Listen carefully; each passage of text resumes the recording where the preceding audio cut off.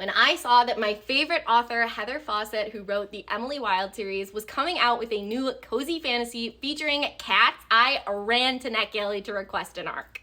Not only did I receive an ARC of this book, but I also read it and I want to talk to you about it today. The book is called Agnes Aubert's Mystical Cat Shelter, and it's set to come out in February 2026 by my fave author, Heather Fawcett. Let me tell y'all, this book did not disappoint. Heather has done it again for me. This book is about Agnes, who runs a cat shelter in Montreal, who is struggling to make ends meet with the loss of her husband, as well as living in a world with magic. Her previous shelter was actually destroyed by magicians, so in the beginning of the story, we are watching Agnes try to find a new space for her shelter. She finds herself drawn to a mysterious building and ends up getting an offer that she cannot refuse. Though the price is absolutely perfect, Agnes's shop starts to become a frequent haunt of magicians in the city, and she starts to think that maybe her and her cats are not the only ones living in the building. I love Heather Fawcett's writing style. I think that she is always able to create such beautiful, cozy fantasy worlds. This book is absolutely no different. We are in a magical Montreal setting, but it's still very close to reality. The magic system is not very complex and really easy to pick up as a reader. I also love that our main character, Agnes, is in no way a magician. She has no connection to magic. However, she ends up in a situation where she is harboring a magical fugitive, and her cat shelter starts to actually become a little bit more mystical. And I find it so endearing how she cares so much about her cats that she's willing to do anything for them, even if it means coming face to face with magic. There is also a bit of a romance in this story. I wish that there was more, but I do understand that that is not the main focus of this book, that Agnes is still getting over the death of her husband a couple years earlier. Our love interest's name is Havelock Reynard, and he's actually said to be one of the most dangerous magicians in the world. In reality, he's just a lonely man with a passion for something extraordinary that, if you are a lover of the Emily Wilde series like I am, or just want to look for a cozy fantasy for this fall season, this book is the perfect choice. There's cats, there's magic, there's a budding romance, there's a plot line that does have a little bit of danger to it, but nothing that's too monumental and heavy to read about. And I really cannot recommend this book to you more. You need to go out and read it if you can get an ARC on NetGalley, or wait until February 2026, because this book was incredible.